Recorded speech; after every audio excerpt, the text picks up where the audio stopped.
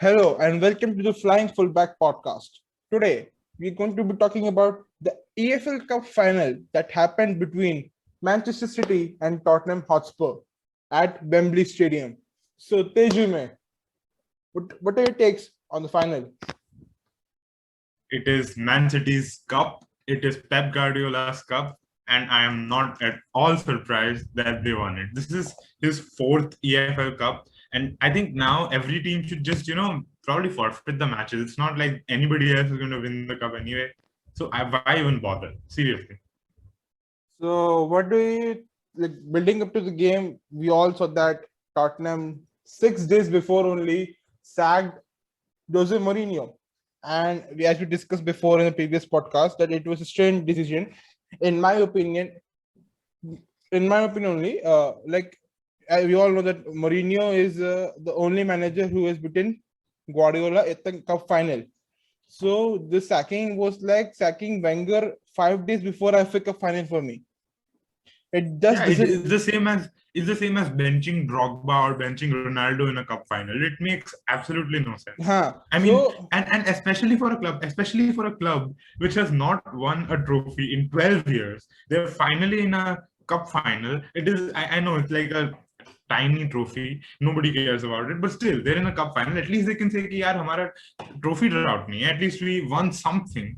And then they sack Mourinho 6 days before the cup final. It makes absolutely no sense. And yeah, and other fact that like 2019 final, they again rushed Harry Kane back from an injury, and we saw in the match he looked quite unfit. He didn't had a shot on target in the entire match. He looked unfit. Even Bale was benched, who was coming again back in a quite okay kind of form. So he was benched in favor of Lucas Moura on the right wing. And what were your takes on the total? How Ryan Mason led the team and what happened in the match? Can you give us a brief? Yeah, so before I get to that, I just want to point out that looking at Bale after the full-time whistle was so hilarious. I mean, he tried so hard to give a shit, but you could see it on his face. He just didn't give a shit. I mean, what can you expect from someone who's won multiple Champions League, so many trophies, coming back to his club? And you saw Son and I think a couple of other players who were so sad, sitting on the pitch with their hands on their heads, and then Bale is going there trying to console them. It was actually really funny. And as an Arsenal fan, I kind of loved it. But yeah, coming to the match, it I expected more goals. It was very bad finishing from Man City. I think throughout the match they had lots of chances, and they just weren't able to capitalize. I think Tottenham did make a few good defensive moves. Alderweireld made a few good blocks, and Hugo Lloris made a few good saves. But all in all, I think it was a letdown by City's attackers. And as you said, I think it was very clear that Harry Kane was not comfortable.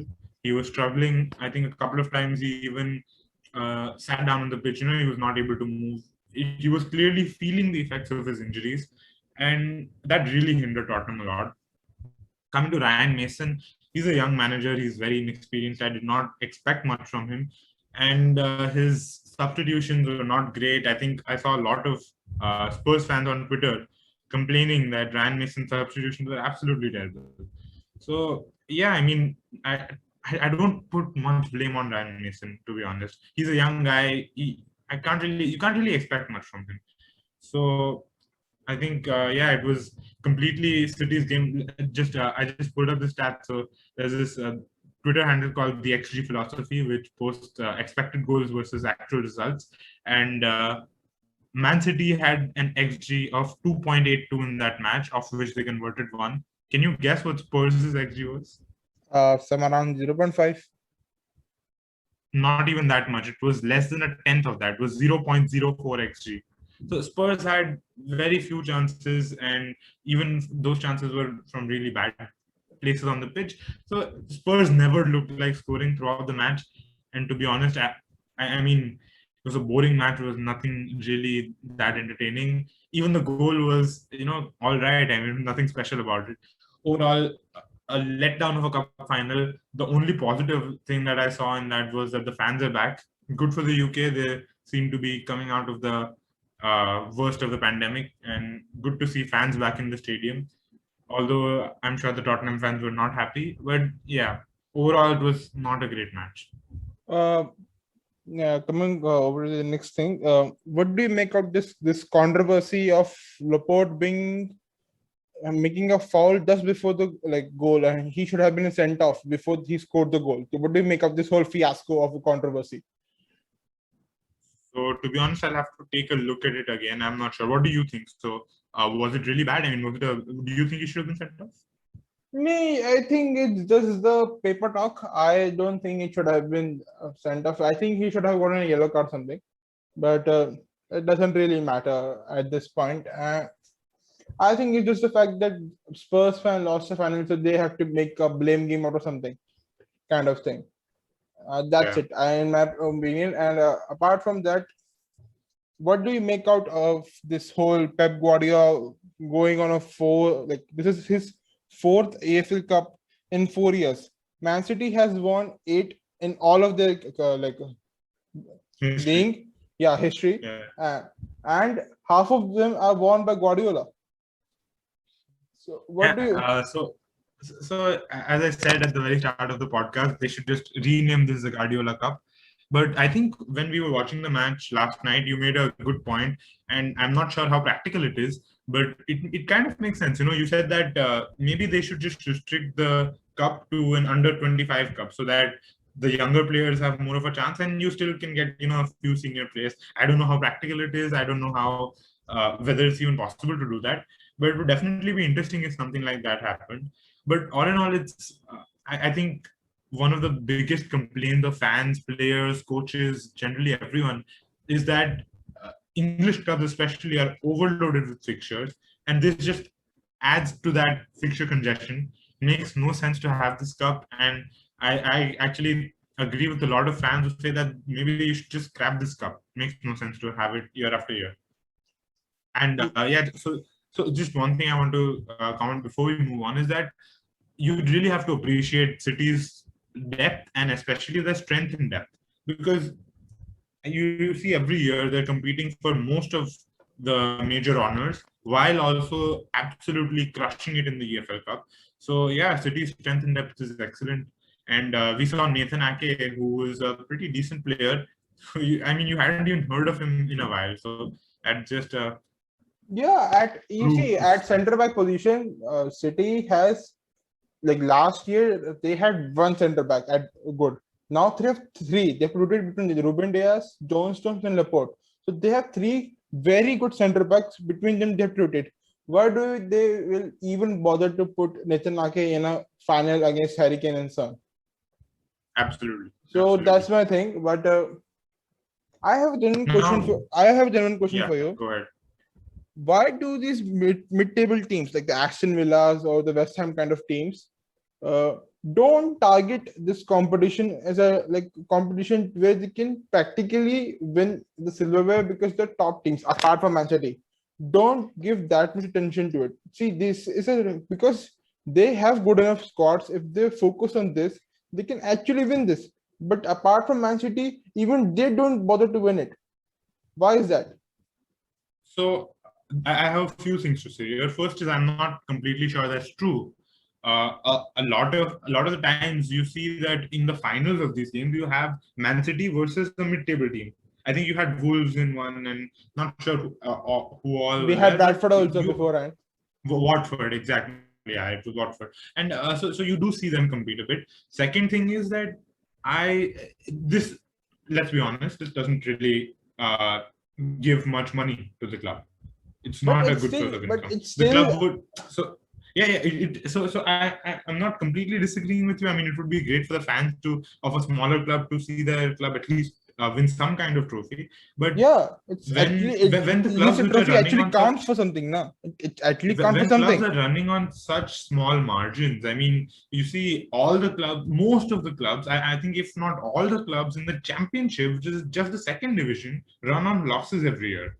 So the margins are low, and I think any mid-table club would much rather gain one place in or one or two places in the Premier League table than reach the end stages of the cup. I'm not saying that they would still take one or two places over a cup win. But I think that could be a reason. I'm not saying it is the right reason. I'm not saying that's what they should be doing. But obviously, as a fan, I would love to see, not me, but I'm sure their fans would love to see them win a trophy. But yeah, I think this could be the reason that doesn't really pay much money. Okay. Now moving on. Like with this final loss and seeing a old quote from Harry Kane in 2017, he said that if in 3 years' time he still hasn't won a trophy, he will be very disappointed. And as in the case, it is almost 4 years down the line, and he still hasn't won one.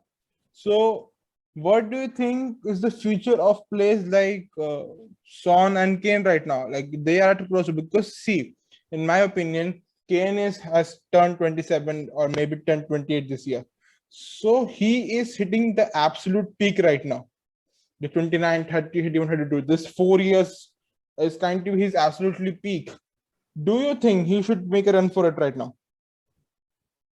I actually do think he should. Leaving aside my bias, I really feel that a player like Harry Kane deserves to win trophies. He's one of the best players in the world, one of the best strikers in the world, and he absolutely deserves more trophies. More, of course, he deserves more trophies because right now he has zero. But he deserves trophies. He deserves league titles. I think he deserves to play for a club which is actually competing for some sort of silverware. Now, about Son, I mean Son is a great player, don't get me wrong, but I'm more focused on Kane. I mean, I wouldn't. So, as a football fan, I would rather see Kane win some trophy because he really deserves it. You know, he's an excellent player, and I think Son should probably consider moving on too. But I absolutely think that Kane should consider moving on because, okay, let's say it's very unlikely that Tottenham get into top four for this season. They're not going to be playing Champions League next season. They had a chance to win the Europa League or the Carabao Cup this season. I mean, EFL Cup, I'm sorry.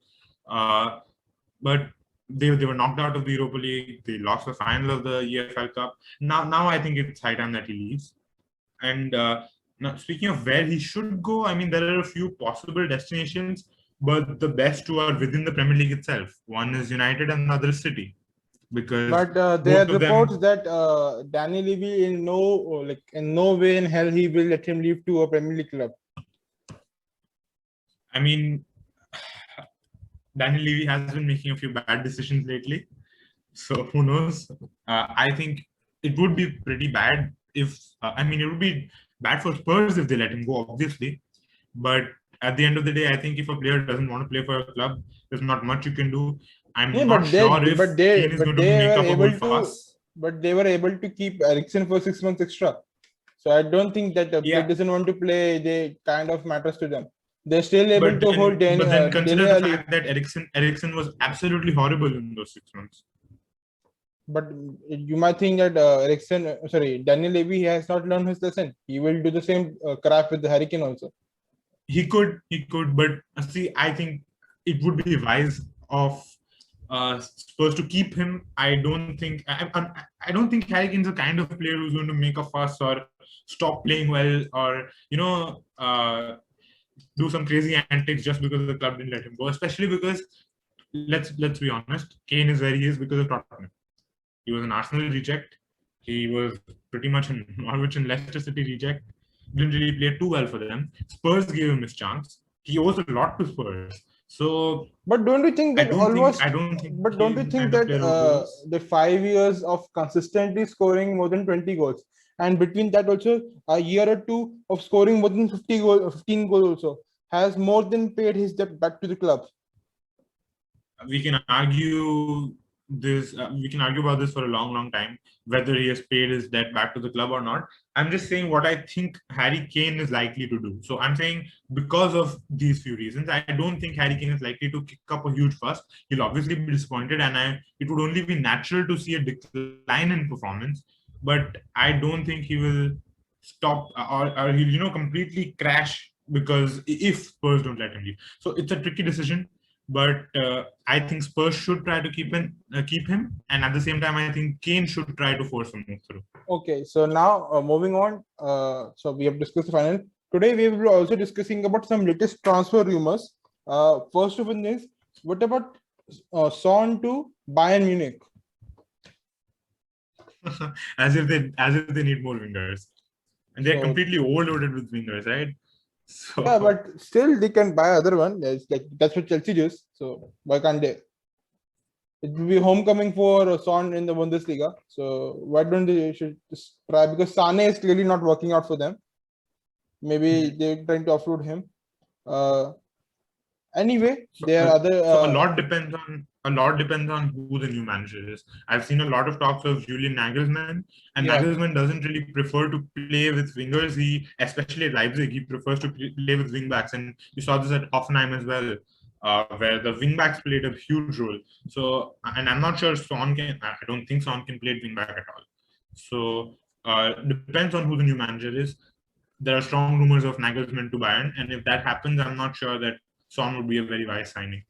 Okay, let's move to another one. This is strong rumors and a recent report that Man U is going for 50 million plus Pogba for Ronaldo. Wow, 50 million plus Pogba. So first of all, I think it would be a good move for both parties involved. Ronaldo, I think he should retire at Man U. He is, I don't know. Okay, let's not go that far, but I think his next move needs to be to Man U, because no other club is taking him. I think Real Madrid already refused his not his offer, but he contacted Madrid twice and they refused him.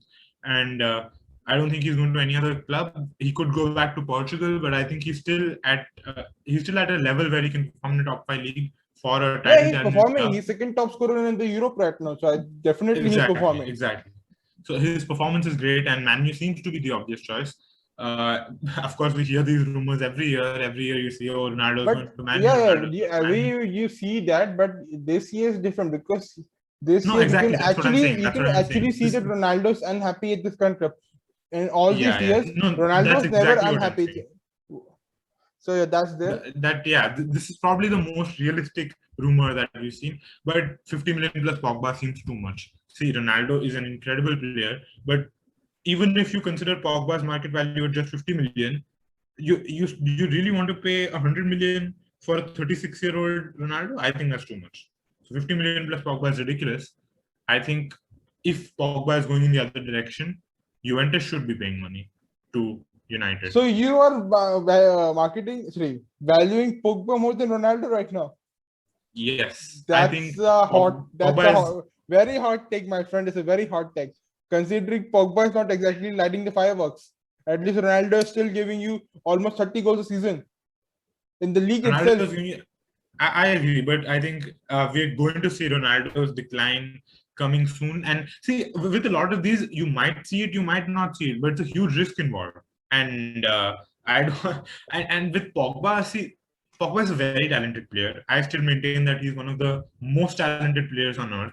He has more natural talent than pretty much any central midfielder right now. So, More than Kevin De Bruyne. Talent-wise, Or the likes that's of a Toni tough Kroos one, or but I Modric. would say yes. Again, it depends on what you mean by natural talent. You just use the word natural talent. How are you asking to define it? Exactly. So I would It's your define definition, my friend. Yeah, so I would define it in the sense that he's capable of doing a multitude of things very well. And in that sense, yes, I do think Pogba is more talented than De Bruyne, than Kroos, than Modric. That doesn't translate into on-field performances, but I do think he's more talented than them. That's a very hot take coming from an Arsenal fan who has usually been defied by the realities of football. And last but not the least, we are moving on. Come on, man! Don't be stupid. Just because I'm an Arsenal fan doesn't mean I don't know what football Yeah, is. Anyway, but my point at is, the start of the season, you said Timo Werner will add this competition. You said Kai Havertz would be a great signing. You said some other play. Never mind. We'll just take Chelsea only. You said they will perform, and they just because I got a few things wrong, does not mean I'm delusional. I said Timo Werner will flop. I said Timo Werner will flop in the start of the season. So you're saying that you know better than all the experts? No. I'm not saying. But we're doing a podcast. This is such a terrible way to say things. Anyway, yeah, let's move on. I still do maintain that Juventus should be paying money to United if they want to have any swap deal involving Ronaldo and Pogba. But yeah, let's move on. What is the next Lot of hate comments if we get any comments at all. Last but not the least, what are your UCL predictions? UCL predictions. I think this one is Paris, PSG is to lose.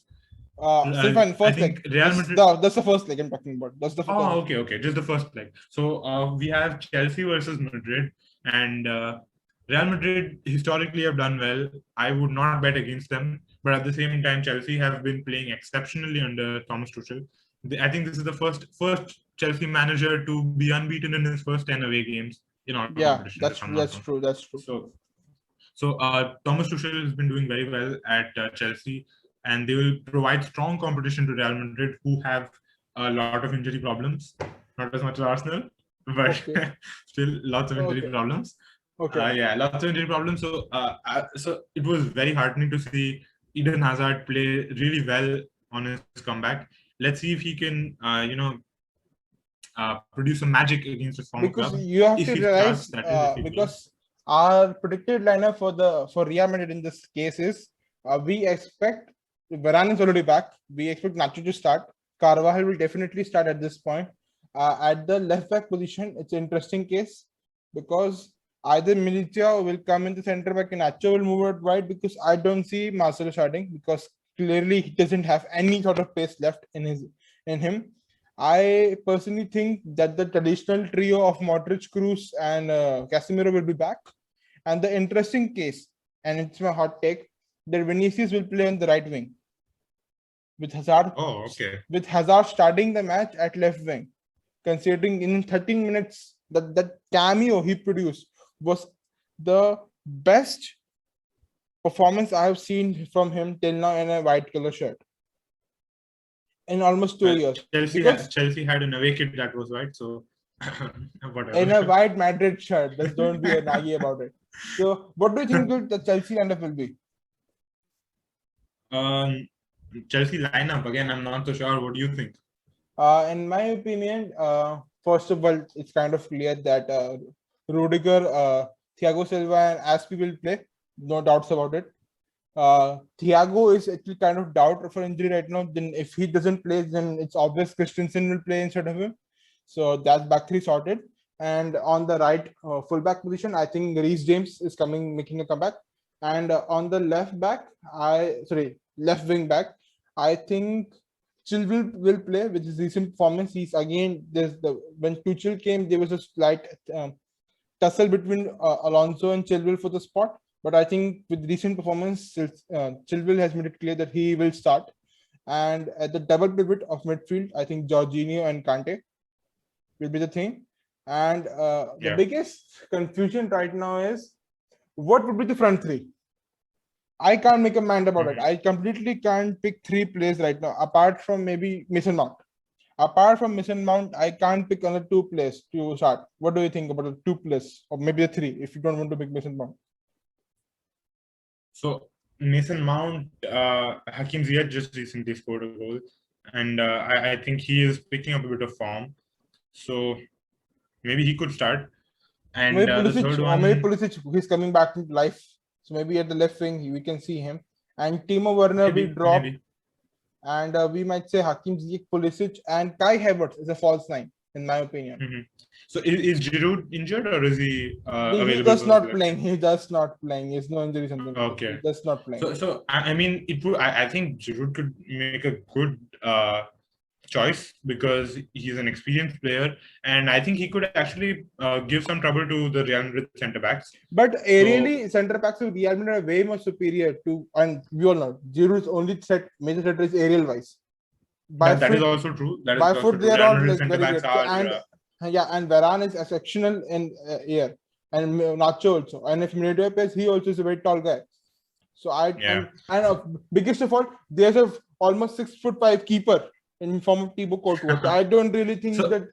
Although that is the case, if you're playing a false nine, I think it's better to play with a striker who is good at hold-up play, link-up play. Nowadays Tuchel is actually playing Kai Havertz in that position. We have seen in a couple of matches. So I think he will go that way. We have seen Kai Havertz pick up I'm not going to say proper form, but something, considering he has absolutely flopped till this point. So I think Pulisic will definitely start. Mason Mount, I'm not sure about. I was So sure we'll almost 2 weeks back, but now I'm not sure about.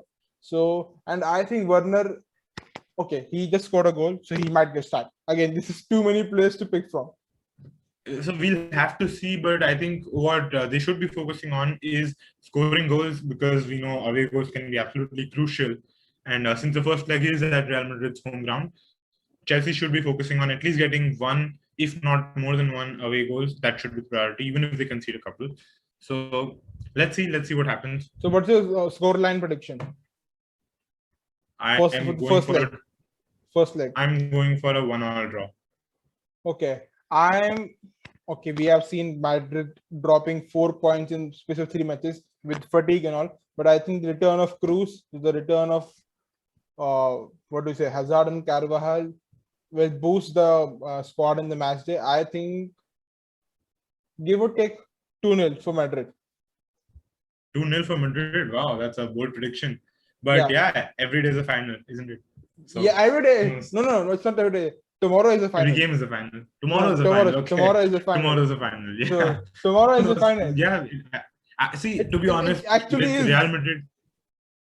with Real Madrid in the Champions League, I will never bet against Real Madrid in the Champions League.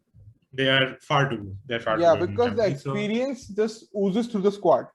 Not just the squad. I mean, it's just in the ethos of the club. You know, I mean, any player, regardless of whether he has even played a single Champions League match, I think if they're wearing a Real Madrid shirt, they automatically get a plus 10 boost to all their attributes in the Champions League match. Yeah, I think that, and also the fact that I have never, and I mean, quite frankly, never seen a team play with so much confidence, even when they are playing absolutely shit everywhere. Half the team is injured, half the team is almost in COVID or something like that. Everything is broken, but even somehow they're putting 11. That team plays with so much confidence, especially in the Champions League. I've never seen that kind of thing. Yeah. The kind of quality let's see what happens. in Champions League they bring up for forefront is absolutely amazing in my opinion. So, but Chelsea, as you said, Tuchel might do some tactical thing, and it will be kind of in a face kind of thing for Tuchel if he goes on to win this thing, and if he beats PSG on the finals, it could be kind of in your face thing. God, that would be incredible. So yeah, but speaking of PSG, what do you think about the PSG versus City match? I think that is probably the matchup of the Champions League season. It is the two favorites, in my opinion. First of all, we need to check out where the first leg is happening. Can you just check it out? Okay, let me just check. And second leg of all, is happening in Paris. First leg is happening in Paris. The first leg is happening in Paris, so home court advantage.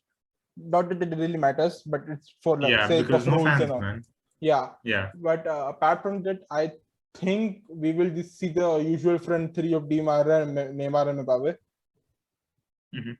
And the regular, I don't see there will be any changes in the squad because PSG plays pretty much the same team in the UCL. Yeah. See, my bigger question would be, what would Guardiola do?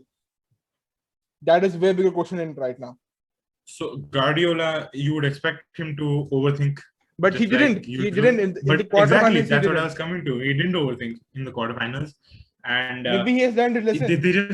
They just literally won a cup final yesterday. And they pretty much lapped the league. And they had pretty much lapped the league. We almost, because with Man U dropping 2 points yesterday, it's pretty much wrapped up right now. All this glimmer of hope that Man U might catch up is like gone because only 5 to 6 matches are left, and there's no way Man City is dropping 9 points from now. So I just want to touch upon one thing. How disappointing was yesterday's United versus Leeds match? Because after the first match, everybody was so hyped about this fixture. It was really let down. But anyway, coming back to the Champions League, I think actually City have a really good chance. And I see, if PSG had not just beaten Bayern, I would have said City are the favorites. But right now, I really can't say anyone is the favorites. I think it is very, very evenly matched between the two teams. So what do you think the lineups of City would be? In my opinion, I think with the recent performance, John Stones will be dropped in favor of Laporte. Mm-hmm. Yeah, I think so too. Yesterday, Laporte and Diaz were pretty good.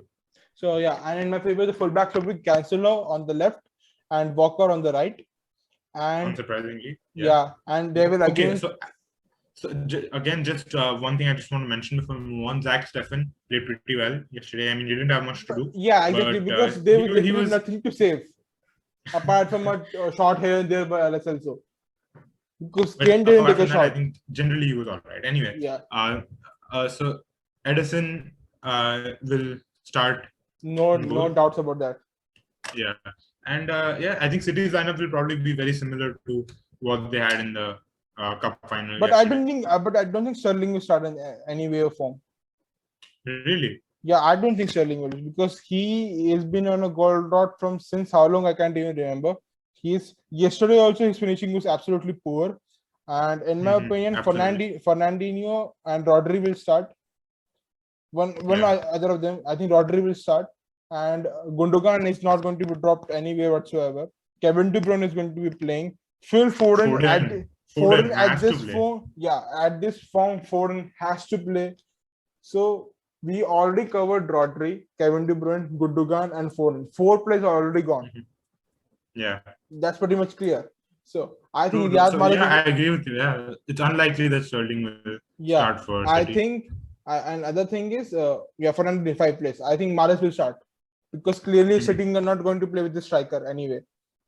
Yeah. So yeah, I think Mahrez will start, or maybe you never know. Aguero makes a comeback after almost a month in a Champions League final. So I'm not so sure about that. Yeah. Anyway, I think Foden will shot on the left wing over Sterling at this moment. With the Yeah. form, Me too. Foden is, or as we like to call him, Foden. Foden. Yeah. Anyway, score predictions for the first leg. 1-2 in favor of Man City. 1-2 in favor of Man City. I'm actually going for 2-all. Okay, so 90 plus 3 minutes coming from Mbappe, huh? Racing down the wing. Yeah, let's see. Down the wing. So anyway, both favoring at least 2 goals for Man City, so kind of thing. That kind of thing. Yeah. So yeah, that's it for today. Thank you for watching, and see you next time. Thank you for tuning in to the Flying Fullbacks podcast. If you enjoyed the video, don't forget to like and share. And for more such content, subscribe to our YouTube channel.